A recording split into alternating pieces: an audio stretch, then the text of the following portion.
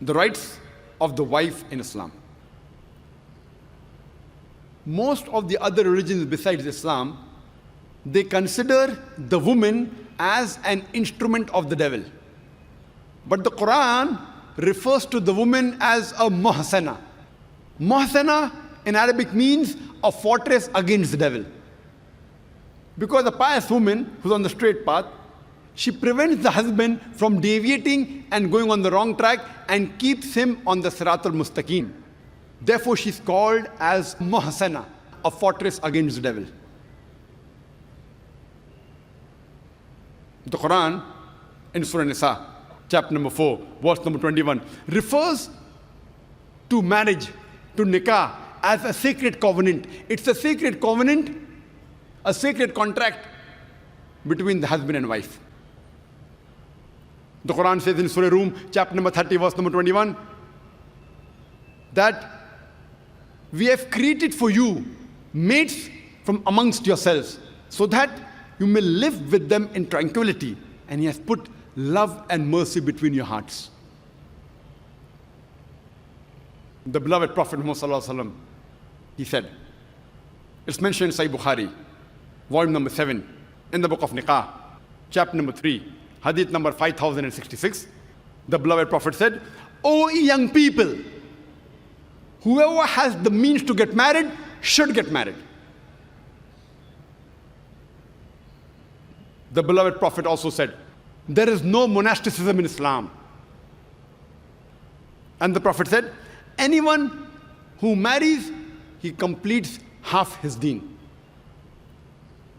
Once during question answer time, there was a person who asked me, that does it mean that if I marry twice, will I complete my full deen?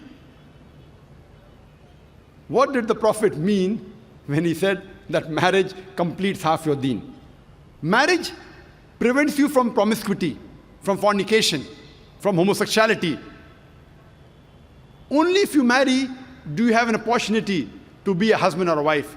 Only if you marry do you have an opportunity to be a father or mother, which are very important duties in Islam. So irrespective whether you marry once or twice, you only complete half your deen. In Islam, for a marriage to solemnize, taking the permission of both would be husband and wife, the man and the woman, is equally important. The Quran says in Surah Nisa, chapter number 4, verse number 19, do not inherit the woman against their wishes. There's a hadith which is mentioned in Sahih Bukhari, volume number 7, book of Nikah, chapter number 43, hadith number 5138.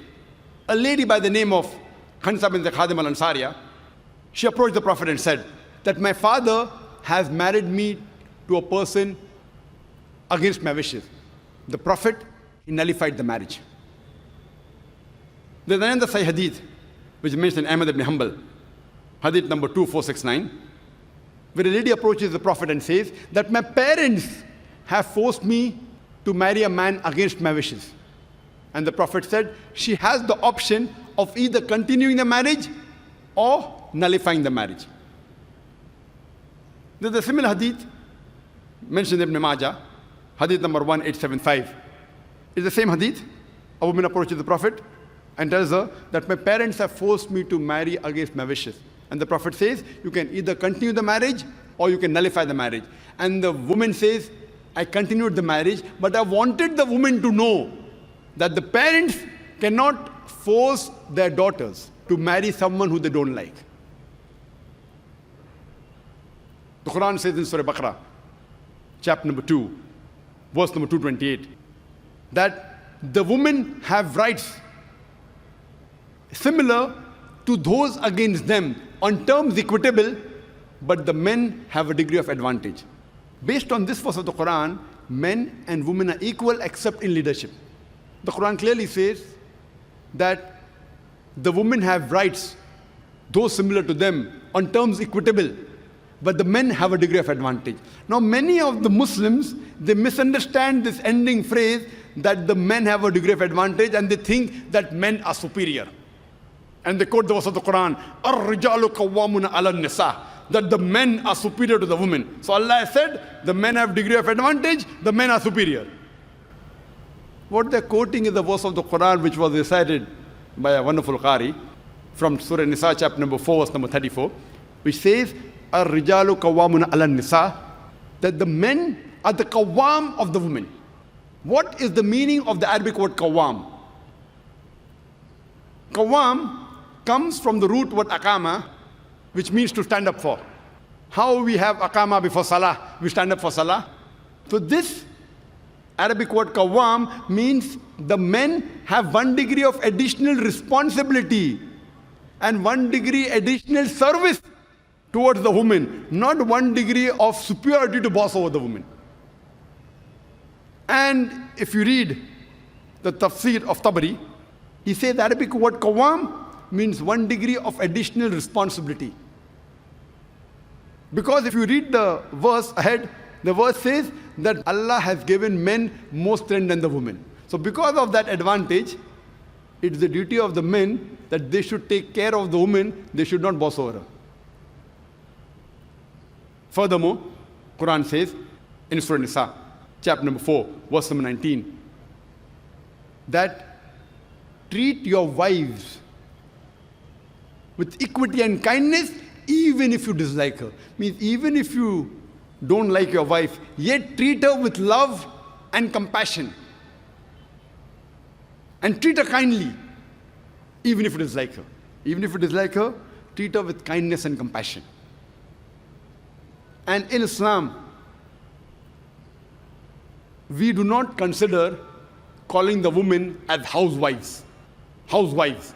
You know, housewife, if you analyze, means she's married to the house. In Islam, we don't consider our women, they're married to the house, to be called housewives. You know, in English we have, what is their profession? Housewife. We in Islam prefer calling the women as homemakers because they make the home, they build the home. So inshallah, I believe that the ladies from now onwards, when they have to fill any form, instead of writing the profession, if they are not to write housewife, that's the English terminology. They are marrying you to your house. Prefer mentioning homemaker, because the woman builds the home, they make the home. And in Islam, a woman is not married to a master to be treated like a slave.